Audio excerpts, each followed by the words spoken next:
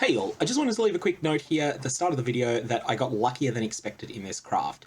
So I ended up with 109% total resistances, 20% movement speed, which isn't ideal but is okay, and 397 ward. I don't expect that you will get this on the budget that was used in this video, but you should be able to get 350 ward and maybe 70 points of total resistances using this method at a reasonably cheap price, and that's something that's a very good setup to start with. And maybe along the way you will get luckier than you expect, and then if that's the case, maybe you'll end up with a set of boots like these, or potentially a set that's even better. Oh, howdy all, grab yourself a drink, it is time for some Path of Exile discussion. Today I wanted to talk about crafting ward boots on a budget. Ward boots are something that are used by the popular ward loot builds, and they're something that players can often start with a cheaper version of and then upgrade later. There are other more expensive pieces that the ward loot builds absolutely need in order to function, but they can start with budget boots and then upgrade them over time. So we're going to be making the first step on that ladder, and then people can then use more expensive crafting methods to craft better sets. Firstly, we are going to want to be using only Runic Sabatons as the base. Runic Sabatons, amongst the different ward bases, are the ones that have the highest level of ward. This is something that you just don't want to compromise on. The other ones are miles worse. Secondly, I've just been trading for these. I've been paying between 8 and 10 chaos per set of boots. These are item level 83 Runic Sabatons bases. Nothing else special about them. If they do happen to have a perfect roll for ward, then that's a bonus, but most of the time they won't. And usually if you do have 117, it'll cost more. Now that we've done that, we're going to need to increase their item level through the use of recombinators. So when you use a recombinator, you will end up getting the final item level being whichever of the following two is lower. Either the highest level among all your input items, or alternately, the average level rounded down plus 2.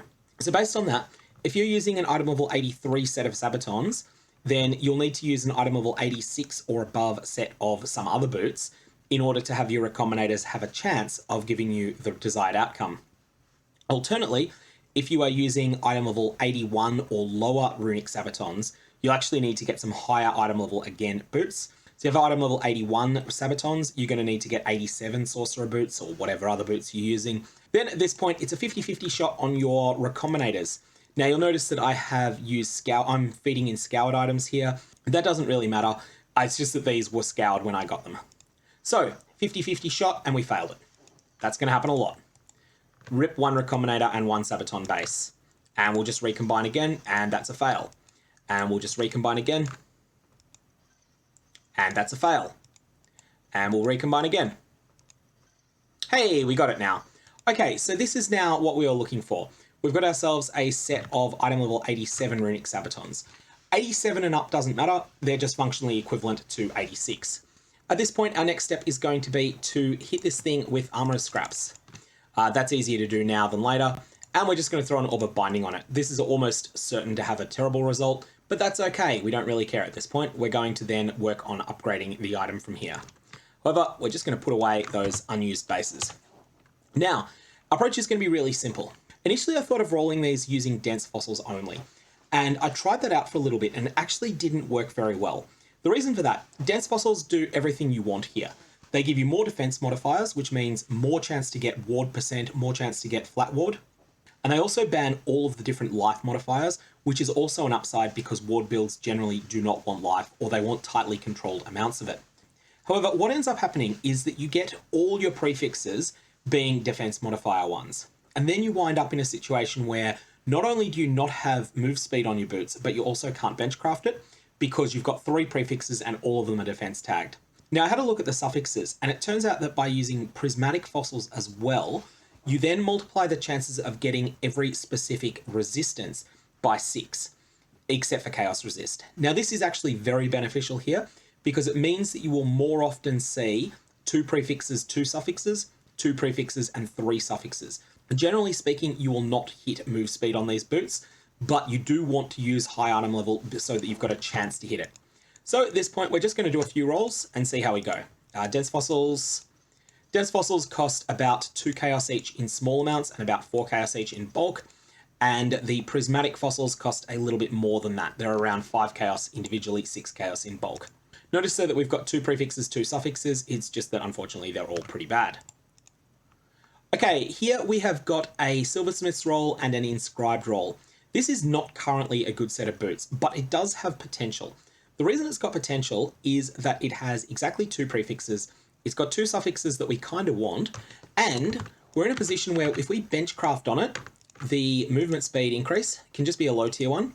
Then at this point, when we go and use a harvest, reforge a rare item likely to receive the same mods, which is something you probably don't want to buy for low budget crafting, but you will probably find yourself, then this is going to most likely bake on that movement speed. So it will cease to be a crafted roll and it will become a normal roll. Additionally, we'll keep the ward rolls and the tiers of them will be randomized. We'll also have the fire resist and cold resist tiers randomized. So this has a good chance to turn out well. It doesn't look like it turned out all that well. It's sort of okay, but without being great. 261 ward, 20% movement speed, which is reasonably okay. Excellent resist. It's kind of ruined though by having that 18% increased ward. If that chiseled roll was something else, then this would have been exactly what we're looking for. So what are we going to do now? Well, we've got 5 mods. We're going to bake on. We're going to use exactly the same approach that we did before. We're going to put a benchcraft on, low tier lightning resist. And now at this point, we're going to then use another harvest reforge more likely. Only use these if you got these. As I say, they are fairly expensive to buy, but they're also fairly hard to sell. There we go. That's a good set. That's exactly what we're after, and that's our goal. Okay, so what do you do differently if you don't have access to a bunch of those harvest reforge more likelies? Because ultimately, I've got about 15 of those this league, but that has been through doing a couple of 100 harvest plots. So what you're going to want to do in that case is that you're going to want to just use more and more fossils, more than I did, and you're going to want to keep rolling until you get exactly 2 prefixes on the item.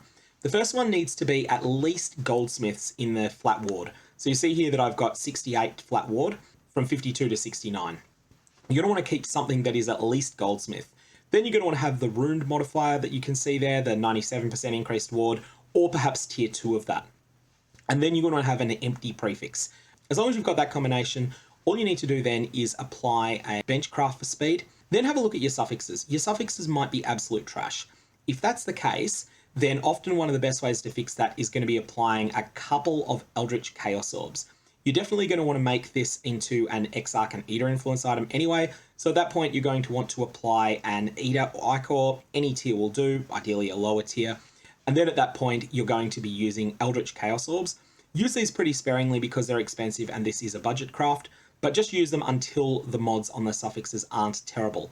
At that point, Eldritch Exalted out, then you've got yourself a 6 mod set of boots that's pretty solid, that should have at least 350 ward, they'll have at least 24% move speed, and will also have at least sort of okay suffixes. Alternately, you could get a bit luckier like I did, get more than 100 points of resist on the item, and also get just shy of 400 ward with just normal 20 quality, and that'll easily be pushed over 400 with a little bit more quality beyond 20%. That's all I got on this. Mega Orbs have interesting results. And don't forget to apply Eater Ichors and Exarch Embers until you've got something that is really good.